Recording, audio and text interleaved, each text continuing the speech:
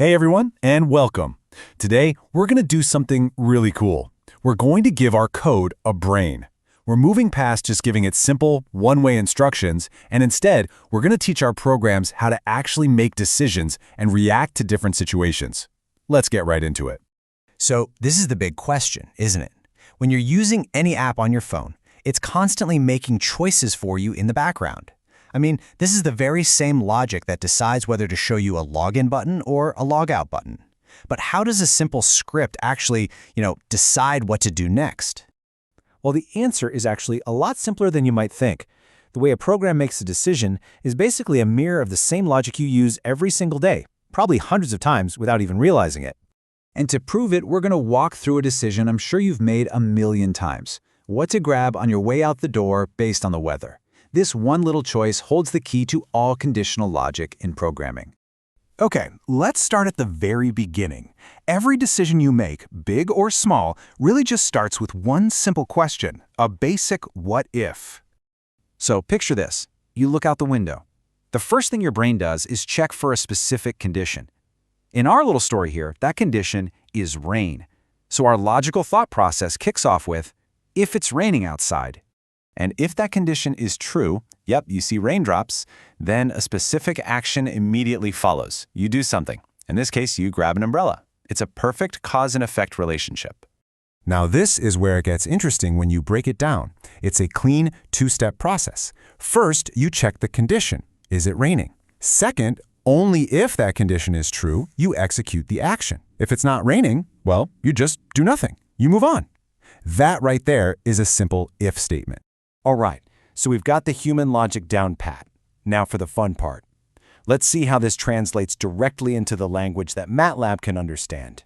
And check this out, it's pretty much a one-to-one translation. What we say in plain English, if it is raining, just becomes if is raining in MATLAB.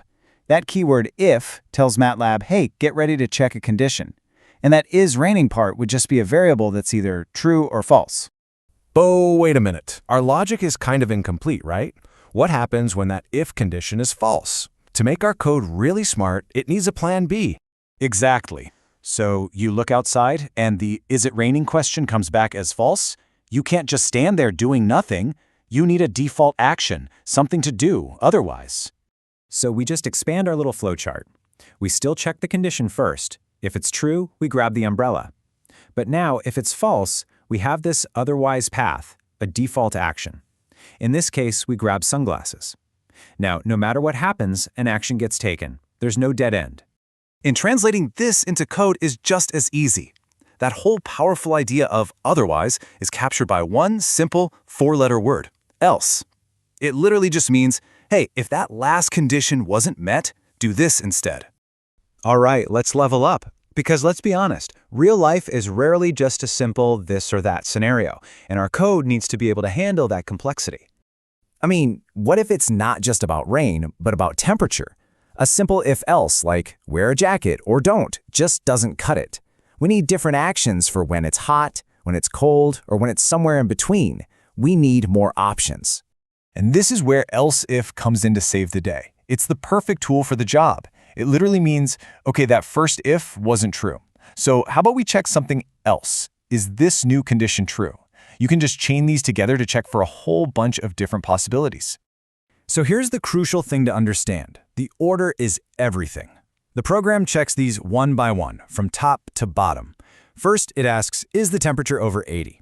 If the answer is yes, it tells you to wear shorts, and the whole decision block is over. It's done. But if the answer is no, then it moves on to the next check. Okay, is the temperature below 50? If that's a yes, you wear a jacket and it's done.